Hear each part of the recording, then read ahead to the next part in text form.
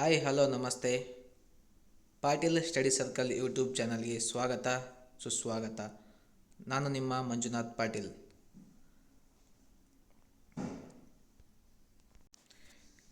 ಇವತ್ತಿನ ತರಗತಿಯಲ್ಲಿ ಮುಂಬರುವ GPSTR, HSTR ಮತ್ತು PSTR ಪರೀಕ್ಷೆಗಳಿಗೆ ಉಪಯುಕ್ತವಾಗುವಂತಹ ವಿಜ್ಞಾನದ ಪ್ರಶ್ನೋತ್ತರಗಳನ್ನು ನಾವು ನೋಡ್ತಾ ಹೋಗೋಣ.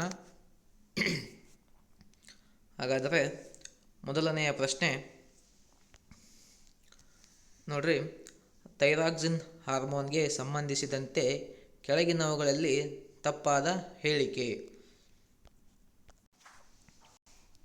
ಆಪ್ಷನ್ ಎ, ಇದು ಕೊಬ್ಬಿನ ಚಯಾಪಚಯ ಕ್ರಿಯೆಯನ್ನು ನಿಯಂತ್ರಿಸುತ್ತದೆ. ಆಪ್ಷನ್ ಬಿ, ಇದರ ಕೊರತೆಯಿಂದ ಗಳಗಂಡ ರೋಗ ಉಂಟಾಗುತ್ತದೆ. ಆಪ್ಷನ್ ಸಿ, ಇದು ಪ್ಯಾರಾಥೈರಾಯ್ಡ್ ಗ್ರಂಥಿಯಿಂದ ಸ್ರವಿಕೆಯಾಗುತ್ತದೆ. ಆಪ್ಷನ್ ಡಿ, ಆಹಾರದಲ್ಲಿನ ಅಯೋಡಿನ್ ಇದರ ಉತ್ಪಾದನೆಗೆ ಅಗತ್ಯವಾಗಿದೆ. ನೋಡ್ರಿ, ಈ ಕೆಳಗಿನವುಗಳಲ್ಲಿ ಯಾವುದು ತಪ್ಪಾದ ಹೇಳಿಕೆ?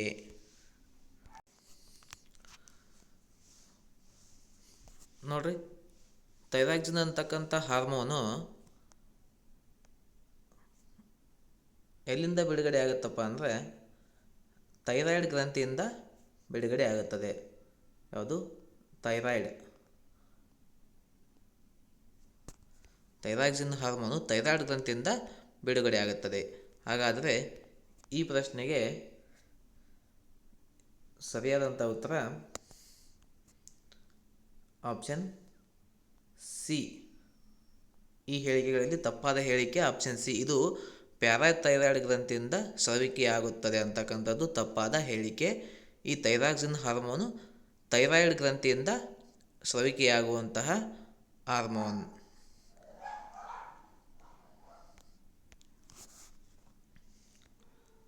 ಮುಂದಿನ ಪ್ರಶ್ನೆ, ಕೆಳಗಿನವುಗಳಲ್ಲಿ ಪರಾವರ್ತಿತ ಪ್ರತಿಕ್ರಿಯೆಗೆ ಒಂದು ಉದಾಹರಣೆ. ಆಪ್ಷನ್ ಎ, ಕುರ್ಚಿಯನ್ನು ಜರುಗಿಸುವುದು. ಆಪ್ಷನ್ ಬಿ, ಕಾರ್ಯಕ್ರಮದ ಕೊನೆಯಲ್ಲಿ ಚಪ್ಪಾಳೆ. ಆಪ್ಷನ್ ಸಿ, ಚೂಪಾದ ವಸ್ತುವನ್ನು ಮುಟ್ಟಿದಾಗ ಕೈಯನ್ನು ಹಿಂದಕ್ಕೆ ಎಳೆದುಕೊಳ್ಳುವುದು. ಆಪ್ಷನ್ ಡಿ, ರುಚಿಯನ್ನು ಅನುಭವಿಸುವುದು. ನೋಡ್ರಿ, ಪರಾವರ್ತಿತ ಪ್ರತಿಕ್ರಿಯೆಗೆ ಯಾವುದು ಉದಾಹರಣೆ ಆಗ್ತದೆ ಅಂತಂದರೆ ಈ ಪ್ರಶ್ನೆಗೆ ಸರಿಯಾದಂಥ ಉತ್ತರ ಆಪ್ಷನ್ ಸಿ. ಚೂಪಾದ ವಸ್ತುವನ್ನು ನಾವು ಮುಟ್ಟಿದಾಗ ಕೈಯನ್ನು ಹಿಂದಕ್ಕೆ ಎಳೆದುಕೊಳ್ಳುವುದು ಈ ಪ್ರಶ್ನೆಗೆ ಸರಿಯಾದಂಥ ಉತ್ತರ. ಮತ್ತು ಇನ್ನೊಂದು ಉದಾಹರಣೆ ಹೇಳುವುದಾದರೆ, ನಾವು ಬೆಂಕಿಯನ್ನು ಮುಟ್ಟಿದಾಗ ಕೈಯನ್ನು ಹಿಂದಕ್ಕೆ ಎಳೆದುಕೊಳ್ಳುವುದು ಕೂಡ ಈ ಪರಾವರ್ತಿತ ಪ್ರತಿಕ್ರಿಯೆಗೆ ಉದಾಹರಣೆಯಾಗುತ್ತದೆ. ನೋಡ್ರಿ, ಇಲ್ಲಿ ಒಂದು ಬಿಸಿಯಾದ ಪಾತ್ರೆಯನ್ನು ಮುಟ್ಟಿದಾಗ ಏನೇನೆಲ್ಲ ಆಗ್ತದೆ ಅಂತ ಈ ಚಿತ್ರದಲ್ಲಿ ತೋರಿಸಿದ್ದಾರೆ.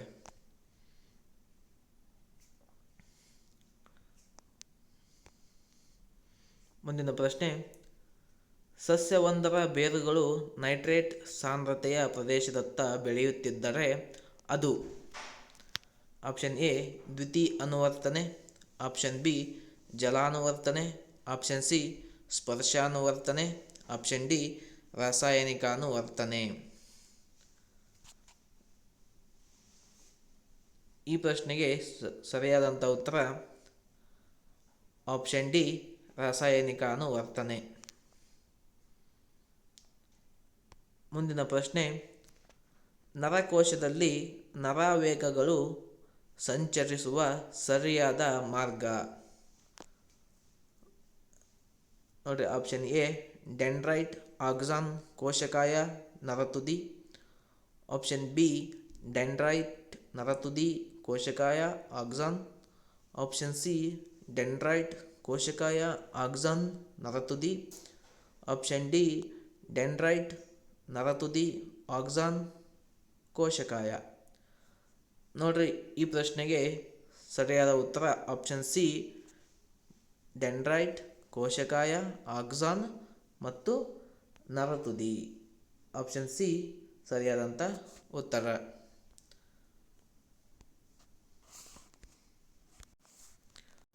ಮುಂದಿನ ಪ್ರಶ್ನೆ, ಬೆಳೆಯುತ್ತಿರುವ ಮೊಳಕೆಗಳನ್ನು ಒಳಗೊಂಡ ಮಡಕೆಯೊಂದನ್ನು ಒಂದು ಕತ್ತಲೆಯ ಕೋಣೆಯಲ್ಲಿ ಇಡಲಾಗಿದೆ. ಅದರ ಸಮೀಪ ಉರಿಯುತ್ತಿರುವ ಮೇಣದ ಬತ್ತಿಯನ್ನು ಕೆಲವು ದಿನಗಳವರೆಗೆ ಇಡಲಾಗುತ್ತದೆ. ಮೊಳಕೆಯ ಮೇಲ್ಭಾಗವು ಉರಿಯುತ್ತಿರುವ ಮೇಣದ ಬತ್ತಿಯ ಬೆಳಕಿನ ಕಡೆಗೆ ಬಾಗುತ್ತದೆ. ಇದು ಯಾವ ವರ್ತನೆ ಅಂತ ಕೇಳಿದ್ದಾರೆ ನೋಡ್ರಿ. ಆಪ್ಷನ್ ಎ ರಾಸಾಯನಿಕ ಅನುವರ್ತನೆ, ಆಪ್ಷನ್ ಬಿ ದ್ವಿತೀಯ ಅನುವರ್ತನೆ, ಆಪ್ಷನ್ ಸಿ ಗುರುತ್ವಾನುವರ್ತನೆ, ಆಪ್ಷನ್ ಡಿ ಜಲಾನುವರ್ತನೆ. ಈ ಪ್ರಶ್ನೆಗೆ ಸರಿಯಾದಂಥ ಉತ್ತರ ಆಪ್ಷನ್ ಬಿ ದ್ವಿತೀಯ ಅನುವರ್ತನೆ. ನೋಡಿ, ಬೆಳೆಯುತ್ತಿರುವ ಮೊಳಕೆಗಳನ್ನು ಒಳಗೊಂಡ ಮಡಕೆಯೊಂದನ್ನು ಒಂದು ಕತ್ತಲೆಯ ಕೋಣೆಯಲ್ಲಿ ಇಡಲಾಗಿದೆ. ಅದರ ಸಮೀಪ ಒಂದು ಉರಿಯುತ್ತಿರುವ ಮೇಣದ ಬತ್ತಿಯನ್ನು ಕೆಲವು ದಿನಗಳವರೆಗೆ ಇಡಲಾಗುತ್ತದೆ. ಮೊಳಕೆಯ ಮೇಲ್ಭಾಗವು ಉರಿಯುತ್ತಿರುವ ಮೇಣದ ಬತ್ತಿಯ ಬೆಳಕಿನ ಕಡೆಗೆ ಬಾಗುವುದನ್ನು ನಾವು ದ್ವಿತೀಯ ಅನುವರ್ತನೆ ಅಂತ ಕರೆಯುತ್ತೇವೆ. ಮುಂದಿನ ಪ್ರಶ್ನೆ, ತಾಮ್ರದ ಸಲ್ಫೇಟ್ನಿಂದ ತಾಮ್ರವನ್ನು ಸ್ಥಾನಪಲ್ಲಟಿಸುವ ಲೋಹ ಯಾವುದು? ನೋಡ್ರಿ, ತಾಮ್ರದ ಸಲ್ಫೇಟ್ನಿಂದ ತಾಮ್ರವನ್ನು ಸ್ಥಾನಪಲ್ಲಟಿಸುವ ಲೋಹ ಯಾವುದು? ಆಪ್ಷನ್ ಎ ಚಿನ್ನ, ಆಪ್ಷನ್ ಬಿ ಬೆಳ್ಳಿ, ಆಪ್ಷನ್ ಸಿ ತಾಮ್ರ, ಆಪ್ಷನ್ ಡಿ ಕಬ್ಬಿಣ. ಈ ಪ್ರಶ್ನೆಗೆ ಸರಿಯಾದಂಥ ಉತ್ತರ ಆಪ್ಷನ್ ಡಿ ಕಬ್ಬಿಣ. ಕಬ್ಬಿಣ ಅಂತಕ್ಕಂಥದ್ದು ತಾಮ್ರದ ಸಲ್ಫೇಟ್ನಿಂದ ತಾಮ್ರವನ್ನು ಸ್ಥಾನಪಲ್ಲಟಗೊಳಿಸುವ ಲೋಹವಾಗಿದೆ. ಮುಂದಿನ ಪ್ರಶ್ನೆ,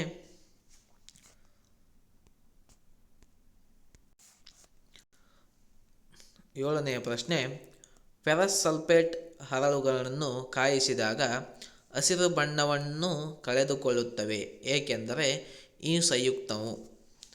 ನೋಡ್ರಿ, ಫೆರಸ್ ಸಲ್ಫೇಟ್ ಹರಳುಗಳನ್ನು ಕಾಯಿಸಿದಾಗ ಹಸಿರು ಬಣ್ಣವನ್ನು ಕಳೆದುಕೊಳ್ಳುತ್ತವೆ, ಏಕೆಂದರೆ ಈ ಸಂಯುಕ್ತವು ಆಪ್ಷನ್ ಎ ಸರಳ ಸಂಯುಕ್ತಗಳಾಗಿ ವಿಭಜನೆ ಹೊಂದುತ್ತದೆ, ಆಪ್ಷನ್ ಬಿ ನೀರಿನ ಅಣುಗಳನ್ನು ಕಳೆದುಕೊಳ್ಳುತ್ತದೆ, ಆಪ್ಷನ್ ಸಿ ಸಲ್ಫರ್ ಡೈಆಕ್ಸೈಡ್ ಅನಿಲವನ್ನು ಬಿಡುಗಡೆ ಮಾಡುತ್ತದೆ, ಆಪ್ಷನ್ ಡಿ ಕಂದು ಬಣ್ಣದ ಧೂಮವನ್ನು ಉತ್ಪತ್ತಿ ಮಾಡುತ್ತದೆ. ಈ ಪ್ರಶ್ನೆಗೆ ಸರಿಯಾದಂಥ ಉತ್ತರ ಆಪ್ಷನ್ ಬಿ ನೀರಿನ ಅಣುಗಳನ್ನು ಕಳೆದುಕೊಳ್ಳುತ್ತದೆ. ಮುಂದಿನ ಪ್ರಶ್ನೆ,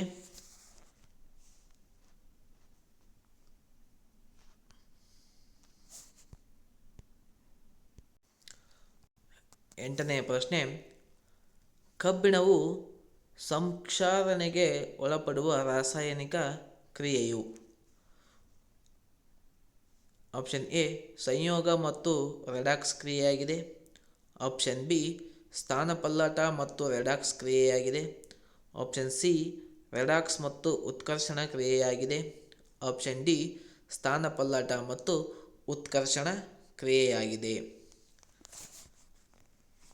ಈ ಪ್ರಶ್ನೆಗೆ ಸರಿಯಾದಂಥ ಉತ್ತರ ಆಪ್ಷನ್ ಬಿ ಸ್ಥಾನಪಲ್ಲಟ ಮತ್ತು ರೆಡಾಕ್ಸ್ ಕ್ರಿಯೆಯಾಗಿದೆ. ಮುಂದಿನ ಪ್ರಶ್ನೆ ನೋಡ್ರಿ, MnO2 ಪ್ಲಸ್ 4HCl ಇದರಿಂದ MnCl2 plus 2H2O plus Cl2 ಬಿಡುಗಡೆಯಾಗುತ್ತದೆ. ಈ ಕ್ರಿಯೆಯಲ್ಲಿ ಉತ್ಕರ್ಷಣೆಗೊಂಡ ಮತ್ತು ಅಪಕರ್ಷಣೆಗೊಂಡ ಸಂಯುಕ್ತಗಳು ಕ್ರಮವಾಗಿ ಯಾವುವು ಅಂತ ಕೇಳಿದ್ದಾರೆ. ಹಾಗಾದರೆ ಆಪ್ಷನ್ ಎ ನೋಡ್ರಿ MnO2 ಮತ್ತು HCl, ಆಪ್ಷನ್ ಬಿ HCl ಮತ್ತು MnO2, ಆಪ್ಷನ್ ಸಿ MnO2 ಮತ್ತು H2O, ಆಪ್ಷನ್ ಡಿ MnO2 ಮತ್ತು Cl2. ಈ ಪ್ರಶ್ನೆಗೆ ಸರಿಯಾದಂಥ ಉತ್ತರ ಆಪ್ಷನ್ ಎ MnO2 ಮತ್ತು HCl. ಈ ಸಂಯುಕ್ತಗಳು ಉತ್ಕರ್ಷಣೆ ಮತ್ತು ಅಪಕರ್ಷಣೆಗೊಂಡ ಸಂಯುಕ್ತಗಳಾಗಿವೆ. ಮುಂದಿನ ಪ್ರಶ್ನೆ, ಒಂದು ದ್ರಾವಣದ ಪಿ ಎಚ್ ಮೌಲ್ಯ ಹೆಚ್ಚಾದಂತೆ, ನೋಡ್ರಿ, ಒಂದು ದ್ರಾವಣದ ಪಿ ಎಚ್ ಮೌಲ್ಯ ಹೆಚ್ಚಾದಂತೆ ಆಪ್ಷನ್ ನೋಡ್ರಿ, ಆಪ್ಷನ್ ಎ ಪ್ರತ್ಯಾಮ್ಲೀಯ ಲಕ್ಷಣ ಕಡಿಮೆಯಾಗುತ್ತದೆ ಮತ್ತು ಓ ಎಚ್ ಅಯಾನುಗಳ ಸಂಖ್ಯೆ ಹೆಚ್ಚುತ್ತದೆ. ಆಪ್ಷನ್ ಬಿ ಆಮ್ಲೀಯ ಲಕ್ಷಣ ಹೆಚ್ಚಾಗುತ್ತದೆ ಮತ್ತು ಎಚ್ ಪ್ಲಸ್ ಅಯಾನುಗಳ ಸಂಖ್ಯೆ ಕಡಿಮೆಯಾಗುತ್ತದೆ. ನೆಕ್ಸ್ಟ್ ಆಪ್ಷನ್ ಸಿ ಪ್ರತ್ಯಾಮ್ಲೀಯ ಲಕ್ಷಣ ಹೆಚ್ಚಾಗುತ್ತದೆ ಮತ್ತು ಓ ಎಚ್ ಅಯಾನುಗಳ ಸಂಖ್ಯೆ ಹೆಚ್ಚುತ್ತದೆ. ಆಪ್ಷನ್ ಡಿ ಆಮ್ಲೀಯ ಲಕ್ಷಣ ಕಡಿಮೆಯಾಗುತ್ತದೆ ಮತ್ತು ಎಚ್ ಪ್ಲಸ್ ಅಯಾನುಗಳ ಸಂಖ್ಯೆ ಹೆಚ್ಚಾಗುತ್ತದೆ. ನೋಡ್ರಿ, ಒಂದು ದ್ರಾವಣದ ಪಿ ಎಚ್ ಮೌಲ್ಯ ಹೆಚ್ಚಾದಂತೆ ಈ ಕೆಳಗಿನವುಗಳಲ್ಲಿ ಯಾವುದು ಇದಕ್ಕೆ ಸರಿಹೊಂದುವಂತಹ ಆಯ್ಕೆಯಾಗಿದೆ? ಈ ಪ್ರಶ್ನೆಗೆ ಸರಿಯಾದಂಥ ಉತ್ತರ ಯಾವುದಾಗುತ್ತೆ ನೋಡ್ರಿ, ಆಪ್ಷನ್ ಎ ಒಂದು ದ್ರಾವಣದ ಪಿ ಎಚ್ ಮೌಲ್ಯ ಹೆಚ್ಚಾದಂತೆ ಪ್ರತ್ಯಾಮ್ಲೀಯ ಲಕ್ಷಣ ಕಡಿಮೆಯಾಗುತ್ತದೆ ಮತ್ತು ಓ ಎಚ್ ಅಯಾನುಗಳ ಸಂಖ್ಯೆ ಹೆಚ್ಚುತ್ತದೆ. ಮುಂದಿನ ಪ್ರಶ್ನೆ, ಆಮ್ಲ ಮತ್ತು ಪ್ರತ್ಯಾಮ್ಲಗಳೆರಡರ ಜೊತೆಗೆ ವರ್ತಿಸಿದಾಗ ಲವಣ ಮತ್ತು ನೀರನ್ನು ಉತ್ಪತ್ತಿ ಮಾಡುವಂತಹ ಸಂಯುಕ್ತ ಯಾವುದು? ನೋಡ್ರಿ, ಆಮ್ಲ ಮತ್ತು ಪ್ರತ್ಯಾಮ್ಲಗಳ ಈ ಎರಡೂ ಜೊತೆಗೆ ವರ್ತಿಸಿದಾಗ ಲವಣ ಮತ್ತು ನೀರನ್ನು ಉತ್ಪತ್ತಿ ಮಾಡುವಂತಹ ಸಂಯುಕ್ತ option A aluminium, option B ತಾಮ್ರದ ಆಕ್ಸೈಡ್, ಆಪ್ಷನ್ ಸಿ ಕಬ್ಬಿಣ, option D sodium oxide.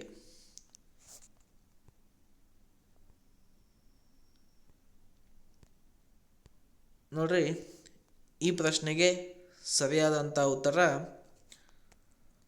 Option A aluminium oxide.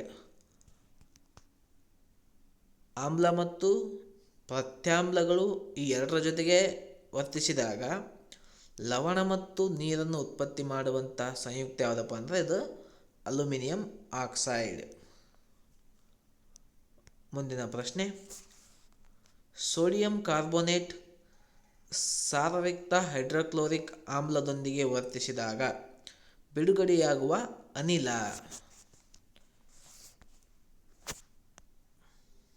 ನೋಡ್ರಿ, ಈ ಪ್ರಶ್ನೆಗೆ ಸರಿಯಾದಂಥ ಉತ್ತರ ಕಾರ್ಬನ್ ಡೈಆಕ್ಸೈಡ್. ಸೋಡಿಯಂ ಕಾರ್ಬೋನೇಟ್ ಸಾರಯುಕ್ತ ಹೈಡ್ರೋಕ್ಲೋರಿಕ್ ಆಮ್ಲದೊಂದಿಗೆ ವರ್ತಿಸಿದಾಗ ಕಾರ್ಬನ್ ಡೈಆಕ್ಸೈಡ್ ಬಿಡುಗಡೆಯಾಗುತ್ತದೆ. ಮುಂದಿನ ಪ್ರಶ್ನೆ, ನೀಲಿ ಲಿಟ್ಮಸ್ ಕಾಗದವನ್ನು ಕೆಂಪು ಬಣ್ಣಕ್ಕೆ ಬದಲಾಯಿಸುವ ವಸ್ತು? ನೋಡ್ರಿ, ಆಪ್ಷನ್ ಎ ಸುಣ್ಣದ ತಿಳಿನೀರು, ಆಪ್ಷನ್ ಬಿ ಶುದ್ಧ ನೀರು, option C sodium hydroxide, option D ಜಠರ ರಸ. ನೋಡ್ರಿ, ನೀಲಿ ಲಿಟ್ಮಸ್ ಕಾಗದವನ್ನು ಕೆಂಪು ಬಣ್ಣಕ್ಕೆ ಬದಲಾಯಿಸುವಂಥ ವಸ್ತು ಯಾವುದು ಅಂತ ಪ್ರಶ್ನೆ. ಈ ಪ್ರಶ್ನೆಗೆ ಈ ಕೆಳಗಿನವುಗಳಲ್ಲಿ ಯಾವುದು ಸರಿಯಾದ ಉತ್ತರ ಅಂದರೆ ಆಪ್ಷನ್ ಡಿ ಜಠರ ರಸ ಅಂತಕ್ಕಂಥದ್ದು ನೀಲಿ ಲಿಟ್ಮಸ್ ಕಾಗದವನ್ನು ಕೆಂಪು ಬಣ್ಣಕ್ಕೆ ಬದಲಾಯಿಸುವಂತಹ ವಸ್ತು. ಹಾಗಾದರೆ ಮುಂದಿನ ಪ್ರಶ್ನೆ 14ನೆಯ ಪ್ರಶ್ನೆ, ತುರಿಕೆ ಗಿಡದ ಎಲೆಗಳ ಚುಚ್ಚುವ ಕೂದಲುಗಳಲ್ಲಿರುವ ಆಮ್ಲ ಯಾವುದು? ನೋಡ್ರಿ, ನೀವೆಲ್ಲ ನೋಡಿದ್ದೇವೆ ತುರಿಕೆ ಗಿಡವನ್ನು, ಅದರಲ್ಲಿ ಚುಚ್ಚುವ ಕೂದಲುಗಳಲ್ಲಿರುವ ಆಮ್ಲ ಯಾವುದು? ನೋಡ್ರಿ, ಈ ತುರಿಕೆ ಗಿಡವನ್ನು ತಗೊಂಡ್ರೆ ನಮ್ಮ ಮೈಗೆ ನಾವು ಟಚ್ ಮಾಡಿದರೆ ನಮಗೇನಾಗುತ್ತಾ, ಆ ಟಚ್ ಆದಂಥ ಜಾಗದಲ್ಲಿ ತುರಿಕೆ ಸ್ಟಾರ್ಟ್ ಆಗುತ್ತೆ, ಹೌದಾ? ಹಾಗಾದರೆ ಆ ಗಿಡದಲ್ಲಿರ್ತಕ್ಕಂಥ ಆ ಕೂದಲುಗಳಲ್ಲಿರುವಂತಹ ಆಮ್ಲ ಯಾವುದು? ಆಪ್ಷನ್ ಎ ಮೆಥನೋಯಿಕ್ ಆಮ್ಲ, ಆಪ್ಷನ್ ಬಿ ಆಕ್ಸಾಲಿಕ್ ಆಮ್ಲ, ಆಪ್ಷನ್ ಸಿ ಸಿಟ್ರಿಕ್ ಆಮ್ಲ, ಆಪ್ಷನ್ ಡಿ ಲ್ಯಾಕ್ಟಿಕ್ ಆಮ್ಲ. ನೋಡ್ರಿ, ಈ ಪ್ರಶ್ನೆಗೆ ಸರಿಯಾದ ಉತ್ತರ ಆಪ್ಷನ್ ಎ ಮೆಥನೋಯಿಕ್ ಆಮ್ಲ. ಮೆಥನೋಯಿಕ್ ಆ್ಯಸಿಡ್ ಅಂತಕ್ಕಂಥದ್ದು ತುರಿಕೆ ಗಿಡದ ಎಲೆಗಳ ಚುಚ್ಚುವ ಕೂದಲುಗಳಲ್ಲಿರುವಂತಹ ಆಮ್ಲವಾಗಿದೆ. ಮುಂದಿನ ಪ್ರಶ್ನೆ, ನೀರಿನ ಶಾಶ್ವತ ಗಡಸುತನ ನಿವಾರಣೆಗೆ ಬಳಸುವ ಸಂಯುಕ್ತಗಳೆಂದರೆ? ನೋಡ್ರಿ, ನೀರಿನ ಶಾಶ್ವತ ಗಡಸುತನ ಅದನ್ನು ನಿವಾರಣೆ ಮಾಡಲು ಬಳಸುವಂತಹ ಸಂಯುಕ್ತಗಳು ಯಾವುವು ಅಂತ ಕೇಳಿದ್ದಾರೆ. Option A sodium carbonate, option B sodium hydroxide, option C sodium hydrogen carbonate, option D sodium chloride. ಈ ಪ್ರಶ್ನೆಗೆ ಸರಿಯಾದಂಥ ಉತ್ತರ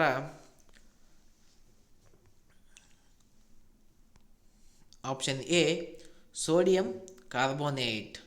ಸೋಡಿಯಂ ಕಾರ್ಬೋನೇಟ್ ಅಂತಕ್ಕಂಥ ಸಂಯುಕ್ತವನ್ನು ಬಳಸುವುದರಿಂದ ನೀರಿನ ಶಾಶ್ವತ ಗಡಸುತನವನ್ನು ನಾವು ನಿವಾರಣೆ ಮಾಡಬಹುದು.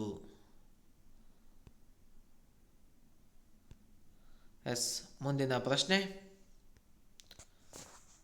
ದ್ರಾವಣದಲ್ಲಿ ಹೈಡ್ರೋಜನ್ ಅಯಾನುಗಳ ಸಂಖ್ಯೆ ಹೆಚ್ಚಾದಂತೆ?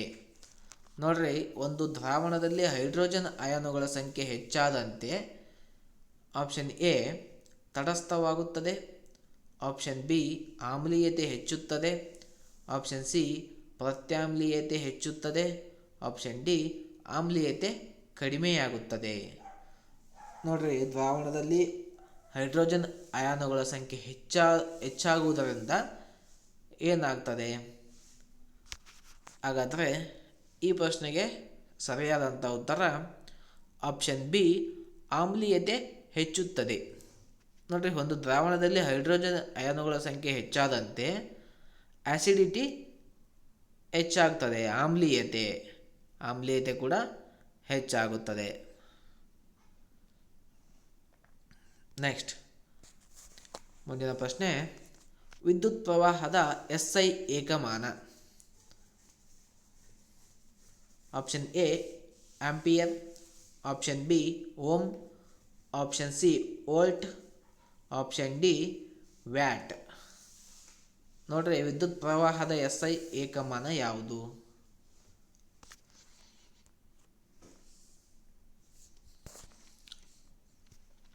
ಈ ಪ್ರಶ್ನೆಗೆ ಸರಿಯಾದಂಥ ಉತ್ತರ ಆಪ್ಷನ್ ಎ ಆಂಪಿಯರ್ ಅಂತಕ್ಕಂಥದ್ದು ವಿದ್ಯುತ್ ಪ್ರವಾಹದ SI ಏಕಮಾನ. ನೆಕ್ಸ್ಟ್, ಮುಂದಿನ ಪ್ರಶ್ನೆ, ವಿದ್ಯುತ್ ಸಾಮರ್ಥ್ಯದ SI ಏಕಮಾನ? ನೋಡ್ರಿ, ನಾವು ಹೀಗಿಂದೆ ವಿದ್ಯುತ್ ಪ್ರವಾಹದ SI ಏಕಮಾನ ಯಾವುದು? ಆಂಪಿಯರ್ ಅನ್ನು ನೋಡಿದ್ವಿ. ಈಗ ವಿದ್ಯುತ್ ಸಾಮರ್ಥ್ಯದ SI ಏಕಮಾನ option A ampere, option B ohm, option C volt, option D watt. ನೋಡ್ರಿ, ಈ ಪ್ರಶ್ನೆಗೆ ಸರಿಯಾದಂಥ ಉತ್ತರ ಆಪ್ಷನ್ ಡಿ ವ್ಯಾಟ್ ಅಂತಕ್ಕಂಥದ್ದು ವಿದ್ಯುತ್ ಸಾಮರ್ಥ್ಯದ SI ಏಕಮಾನವಾಗಿದೆ. ಮುಂದಿನ ಪ್ರಶ್ನೆ, ಕೆಳಗಿನವುಗಳಲ್ಲಿ ಓಮ್ನ ನಿಯಮಕ್ಕೆ ಅನ್ವಯವಲ್ಲದ ಸೂತ್ರ ಯಾವುದು? ನೋಡ್ರಿ, ಓಮ್ನ ನಿಯಮ ಏನೈತಿ? ಮೊದಲು ನಮಗೆ ಓಮ್ನ ನಿಯಮ ಗೊತ್ತಿದ್ದರೆ ಅದನ್ನು ಈ ಪ್ರಶ್ನೆಗೆ ಸರಿಯಾದ ಉತ್ತರವನ್ನು ನಾವು ಸುಲಭವಾಗಿ ಕಂಡುಹಿಡಿಯಬಹುದು. ಹಾಗಾದರೆ ಓಮ್ನ ನಿಯಮ ಏನಿರುತ್ತೆ? V=IR ಅಂತ ಹೇಳುತ್ತೆ ಓಮ್ನ ನಿಯಮ. ಹಾಗಾದರೆ ಈ ಕೆಳಗಿನವುಗಳಲ್ಲಿ ಓಮ್ನ ನಿಯಮಕ್ಕೆ ಅನ್ವಯವಲ್ಲದ ಸೂತ್ರ ಅಂತ ಕೇಳಿದ್ದಾರೆ. ಆಪ್ಷನ್ ಎ ನೋಡ್ರಿ, V/I=R. ನೋಡ್ರಿ, ಈ ಸೂತ್ರ ನೋಡ್ರಿ, ಇಲ್ಲಿ ಏನೈತೆ? V=IR. ಇದು ಓಮ್ನ ನಿಯಮ. ಒಂದನೇ ಆಪ್ಷನ್ ಎ ಆಪ್ಷನ್ ನೋಡ್ರಿ, ಇದನ್ನು ನಾವು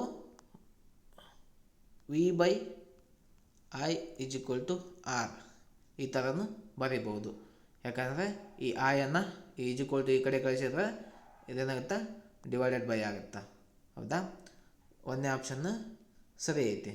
ಹಾಗಾದರೆ ಆಪ್ಷನ್ ಬಿ ನೋಡ್ರಿ, ಆಪ್ಷನ್ ಬಿ V/IR ಇದು ಡೈರೆಕ್ಟ್ ಸೂತ್ರವನ್ನು ಕೊಟ್ಟಿದ್ದಾರೆ. ಆಪ್ಷನ್ ಸಿ ನೋಡ್ರಿ, ಆಪ್ಷನ್ ಸಿ V/IR ನಮಗೇನು ಬೇಕು? ಇಲ್ಲಿ ಏನು ಕೇಳಿದರೆ ಈ ಆಯನ್ನು ಇಲ್ಲಿ ಇಟ್ಕೊಂಡು ಈ ಆರನ್ನು ಈ ಕಡೆ ಕಳಿಸಿದರೆ V/R ಆಗುತ್ತೆ. ಇದು ಕೂಡ ಸರಿ ಐತಿ. ಹಾಗಾದರೆ ಇಲ್ಲಿ ನೋಡ್ರಿ, ಆಪ್ಷನ್ ಡಿ ನೋಡ್ರಿ, V is equal to I divided by R ಅಂತ ಕೊಟ್ಟಿದ್ದಾರೆ. ಓಮ್ನ ನಿಯಮ ಏನಿದೆ, V is equal to I R ಇದೆ. ಹಾಗಾದರೆ ಈ ಪ್ರಶ್ನೆಗೆ ಸರಿಯಾದಂಥ ಉತ್ತರ option D, V is equal to I divided by R ಅಂತಕ್ಕಂಥದ್ದು ಓಮ್ನ ನಿಯಮಕ್ಕೆ ಅನ್ವಯವಲ್ಲದ ಸೂತ್ರವಾಗಿದೆ. ಮುಂದಿನ ಪ್ರಶ್ನೆ, ವಿದ್ಯುತ್ ಕೋಶವನ್ನು ಮಂಡಲದಲ್ಲಿ ಸೂಚಿಸಲು ಬಳಸುವ ಚಿಹ್ನೆಯ ಚಿತ್ರ ನೋಡ್ರಿ. ವಿದ್ಯುತ್ ಕೋಶವನ್ನು ಮಂಡಲದಲ್ಲಿ ಸೂಚಿಸಲು ಬಳಸುವಂತಹ ಚಿಹ್ನೆ ನೋಡ್ರಿ, ಯಾವುದಾಗುತ್ತಾ?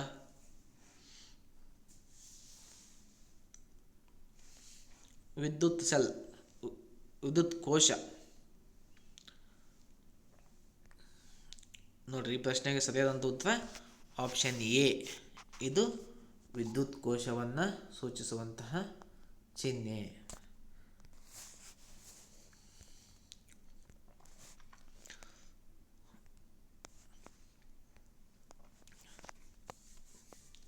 ಹಾಗಾದರೆ ನಾವು ಇವತ್ತಿನ ತರಗತಿಯಲ್ಲಿ ವಿಜ್ಞಾನ ವಿಷಯಕ್ಕೆ ಸಂಬಂಧಿಸಿದಂಥ 20 ಪ್ರಶ್ನೆಗಳನ್ನು ನೋಡಿದ್ದೇವೆ. ಈ ತರಗತಿ ನಿಮಗೆ ಇಷ್ಟವಾದರೆ ಲೈಕ್ ಮಾಡಿ, ಕಮೆಂಟ್ ಮಾಡಿ, ನಿಮ್ಮ ಅನಿಸಿಕೆಯನ್ನು ಕಮೆಂಟ್ ಮಾಡಿ ಮತ್ತು ನಿಮ್ಮ ಫ್ರೆಂಡ್ಸ್ಗೆಲ್ಲ ಈ ವಿಡಿಯೋನ ಶೇರ್ ಮಾಡಿ. ಹಾಗೆ ನಮ್ಮ ಚಾನಲನ್ನು ಸಬ್ಸ್ಕ್ರೈಬ್ ಮಾಡುವುದನ್ನು ಮರಿಬೇಡಿ. ಇನ್ನೂ ಹೆಚ್ಚಿನ ಪ್ರಶ್ನೆಗಳೊಂದಿಗೆ ಮುಂದಿನ ತರಗತಿಯಲ್ಲಿ ಸಿಗೋಣ ಅಂತ ಹೇಳ್ತಾ ಧನ್ಯವಾದಗಳು.